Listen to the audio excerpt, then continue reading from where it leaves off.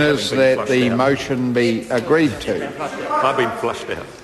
Leanne Dalziel. Mr. Speaker, I'm delighted to have the opportunity to participate in the debate on the duties of statutory officers, Census and other remedial provisions bill. Now, I know that most of my colleagues are going to be utterly gobsmacked that the first thing that I want to refer to is the regulatory impact statement that accompanies this bill. Now, the reason that I want to refer to this is because the Minister for Regulatory Reform made an undertaking to this House that whenever a bill was going to be passed through all of its stages under urgency, due to the government decision to remove the regulatory impact statements from the actual bills themselves, that they would make sure that they were tabled in the House. I personally went through to the Bills Office to get some copies of the regulatory impact statement and placed it on the floor of the House. It was not on the floor of the House on the table of the House. It wasn't there for the first reading of this bill. And I have to say that I'm deeply disappointed. But I now know why. There is a reason why the government decided to cover up the regulatory impact statement from the House's consideration.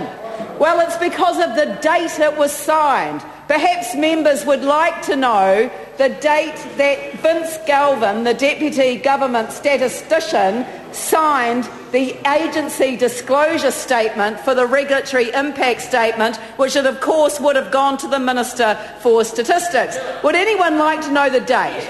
Well, do you think it was last week? No. A week before? No. Maybe a couple of weeks ago? 3 weeks? 4, 5? Okay, how about the 6th of April 2011? The 6th of April 2011. Now, of course, we have the real reason that we're here under urgency. We have to deal with this urgently because the government did nothing for month after month after month after month after month. We went from April to August where the government did nothing, and now we are debating a bill under urgency, and there is no opportunity for this bill to go to a select committee to be considered by anyone, the Legislation Advisory Committee, anyone. I mean, I've just heard the Minister say how much he respects and values everything that the Law Commission recommends, and yet he won't even allow this bill to go to a select committee, even for a week or two, to allow those esteemed bodies to be able to make a contribution to our lawmaking. It might have been stuck on Morris's fax machine. The minister's fax machine. But I am absolutely astounded that the minister would talk about the urgency of this particular piece of legislation when the regulatory impact statement was signed off on the 6th of April 2011. Now, unlike some of the other contributors to the debate, I am a Canterbury member. I was in Christchurch on the day of the September earthquake, which is about to have its first anniversary. I was in Christchurch in my electorate office on the day of the 22nd of February when the second earthquake struck.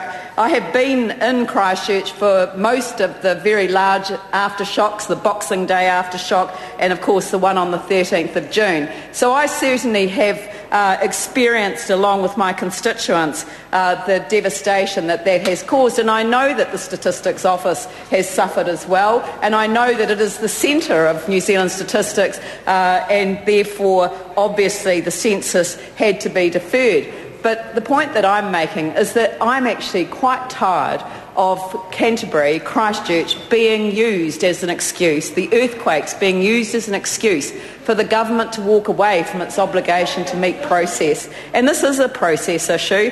And if people don't understand why it is important, even in situations like this, that proper process is observed and that these challenges are met within the context of what this Parliament is designed to achieve, then I actually wonder why members of the government feel that they are playing the role that they were elected to perform. And I feel quite strongly about this because there is a lot that is happening in Christchurch at the moment, which does not evidence best practice internationally in terms of recovery from disaster. And part of what the government hasn't managed to achieve is the sense of engagement with the affected communities that would make the recovery so much more accessible, as it were, and actually to enable people to own their own recovery. And I think that this is absolutely fundamental. I have just received, via the Facebook page for the Bexley Residents Association, a copy of Sarah's residential red zone offers summary of sale process, draft for discussion, confidential, not government policy. I've just downloaded this off the Facebook page from the Bexley Residents Association. This means that the government, through its government department, Sarah, is consulting with agencies outside this Parliament without even consulting with members of Parliament or indeed a select committee that would have the ability to look over the fine print, the detail of such an offer. Now, I do have to acknowledge the conflict of interest that I share. I am going to be receiving one of these residential red zone offers, and I know that that member would like me to stop talking about things that really matter to people in Christchurch. But what I am saying is that where it is relevant to this bill is that this government seems to think that consultation with people that are affected by legislation doesn't matter. And I am reflecting on the fact that not only does this bill not enable anyone to have any contribution to the discussion as to whether this ought to be deferred for 10 years or whether it ought to be deferred for 2 years, which is the government's decision that it has taken off its own volition without any reference to a select committee. And here they are putting out a discussion document for whomever, I don't know, residential red zone offers summary of sale process. I think this is outrageous, but it does show exactly what this government is doing over and over and over again. Every time we deal with the Canterbury earthquakes, we find ourselves in this situation. The government doesn't consult with affected parties. We've got this again, Canterbury, Christchurch, being used as an excuse for a change to the census legislation, but actually it's not the change to the census legislation that I object to. It's the lack of capacity for people to contribute to the discussion about what the decision might be that really frustrates me and all of the people who elected me to represent them. And I find it incredibly frustrating to listen to members of the government say that we've had an earthquake in Christchurch. Well, I was there. I know exactly what that earthquake experience was like. And I also had been there for my constituents who have literally cried in my arms, who've been through every emotion you could possibly imagine. And what I'm saying to them is that it actually does matter that people feel utterly engaged in the process of decision-making when it comes to their recovery.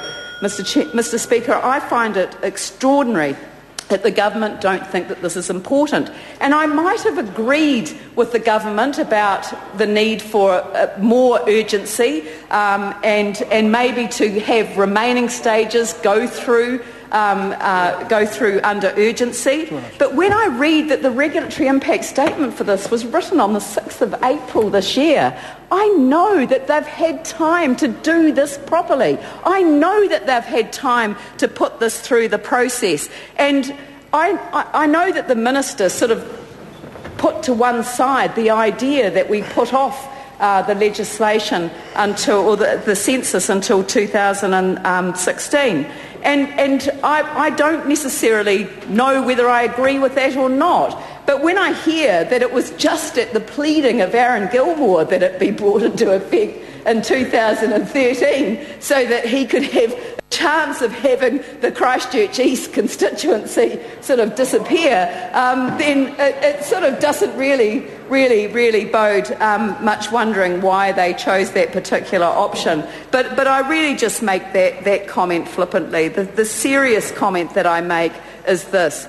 Every single decision that is going to be made in relation to the recovery of Christchurch post that terrible, terrible day on the 22nd of February must involve every single one of those affected parties so that they feel utterly engaged in the process of decision making. And this bill, like the discussion paper that's gone out on the residential red zone offers, not even advised to this Parliament, not advised to any of the local MPs, it just shows that this government is not listening to people and not willing to engage with them, and I think that's a shame, and that's good reason to vote against this bill. I call the honourable member